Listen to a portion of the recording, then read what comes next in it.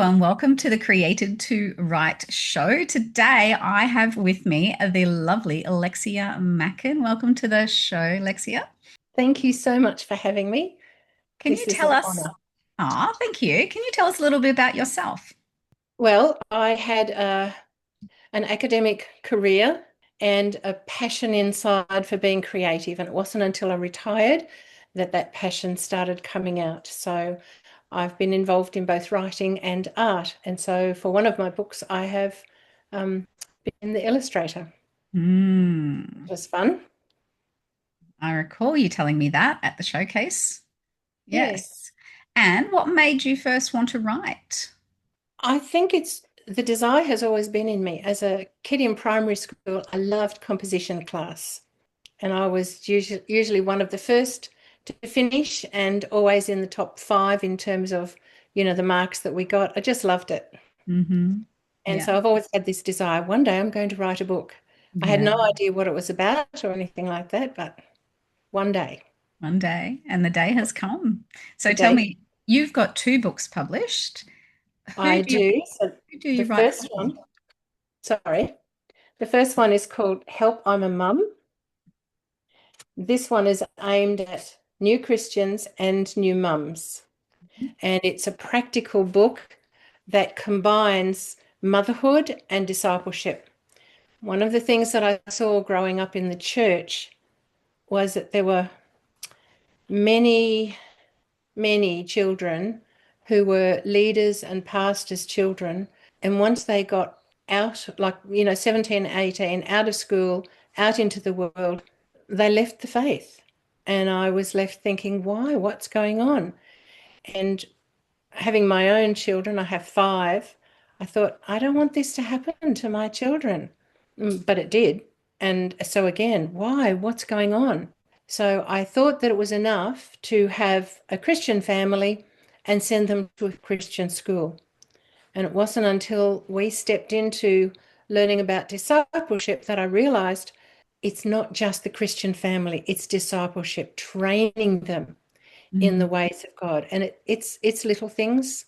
And sometimes there's not much difference between having a Christian family and discipling, but discipling is more purposeful, hmm. if I can say it that way. Yeah. So it was out of that that book was born.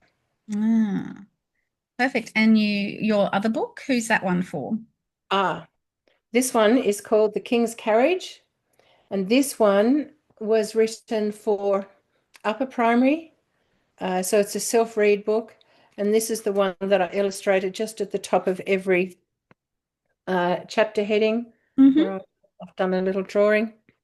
Um, I was inspired for that book by a prophecy that Bill Britton gave many years ago. Bill Britton has passed on. He's one of the first prophets that I ever knew about. Um, and from this prophecy, I guess it was just revelation. I just woke up one morning and I thought, I want to turn that into a story for children. Mm-hmm. And so I wrote to America, contacted Bill Britton's daughter, and she graciously gave me permission to do that. And so then there was a lot of researching about horses, because I know nothing about horses. And that book was born. Okay, so you've written for two different age groups. I have. Do you feel boxed in by either of them, or do you feel free to write whatever you want next? Oh, I'm totally free. I've got Awesome. another book that I am in the process of writing. It's not a Christian book. Actually, I've got several. But this next one, it's a poem.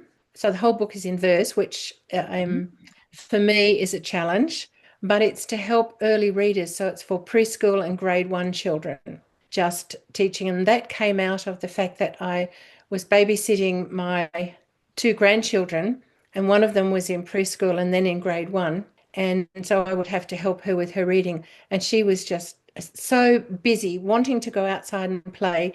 She would look at the beginning of the word and then just guess the rest of it. It's like, yeah, you know, that's okay. I've done that word.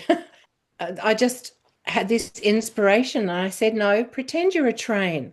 And every time you see a sound in the word, you've got to step through it one by one by one. and, go through all the stations. And it was like, oh, okay. And I saw the penny drop. And on the way home, I had two verses in my head already. I had to pull over on the side of the road and write them down before I forgot. Yes. That book is going to be finished soon. Awesome. That when inspiration comes, you need to write it down because I get ideas in the middle of the night and I don't write them down and then they're gone. Yes, I do too. Except I often have my computer by the bed and I do write them You down. do, you write them down. That's very smart. I need to do that more often. How do you get Yeah. from idea through to finished book? I do what I call a brain dump. Hmm. And I dump sometimes at various times. So I'm in the process of writing yet another book, which is aimed at young adults. And it's based largely on when my husband and I were fostering two girls when we lived in Mackay and the things that happened while we were fostering them. And so without giving out any more information, it's Mm. based on. So when I remember a story, I just go to the computer, write it all down. So when I feel like I've got enough dumped on the page, then I go back and I do my first edit. And so then that's putting things in a sequence of how they occurred or how I want them to occur. And it's looking at a little bit of character development, but I don't really go into that until my second edit. And then I really look at character development and the context in which things happen. Hmm. And I do several edits throughout Yeah. the book. Every book needs several edits. Yes. And when I think I'm finished, I generally, I mean, there could be improvements, I suppose, but if I keep going until it's perfect, I'll never get it published. True. You're so So right there. yeah, I've got to Mm. accept, I think I've done enough. We aim for excellence rather than perfection. Hmm. Yes. Yeah. And what do you Uh, find the hardest thing about being a writer? for me, it's the marketing. What happens after the book is published. I'm much rather getting on to writing my next book Hmm. because I've got so many ideas in my head. So I just want to write, put them down, get them published. Uh, you market them, but Yes. I haven't found anybody else yet to market them. So at some point, I'm going to have to get into that. Yeah. It is it's a different skill set to writing, working out how to Yes. market well. Yeah. And believe it or not, I used to teach marketing at the TAFE College. And everything changes so quickly. It's Yes. Yes. Well, this was before all the social media. So I Mm, think that I've just been left behind where that's concerned. And mm. I'm not interested enough to get into it again. Yeah, it's needed though, isn't it? So there's a lot of wannabe writers and new writers that listen to this podcast. What Yes. advice would you give somebody who's just starting out? Start. Start. Start. Once you start, a lot of things take care of itself after that. I think one of the big issues is, what's it called? Imposter syndrome. Mm, And this happened to me after I wrote my first book. So I wrote it and it was time to send it off to the publishers. And I thought, oh no, I can't do that.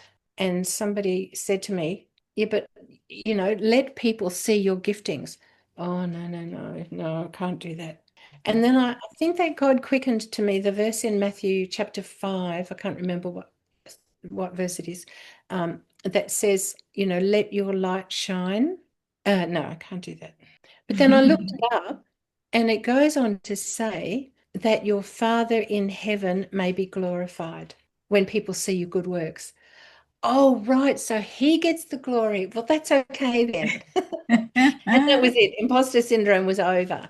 Oh, So I think that a lot of yeah, writers, they often don't get started because of imposter syndrome. Who am I? But hmm. although I don't have a wide readership already for my first book, I have had feedback from several people where they've really been helped and encouraged, either in motherhood or in their walk with God, in their discipleship. So, and I've had another friend just recently buy two copies and give them away as evangelistic tools. So that's Hmm. a surprise as well.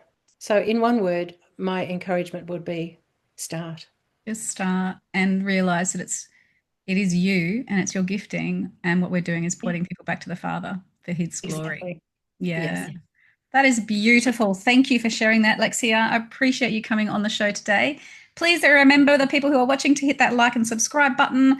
I'm going to also give you Lexia's details so you can follow her as well. And until next time, we'll see you on the next show. Thank you so much for inviting me. Pleasure. God bless.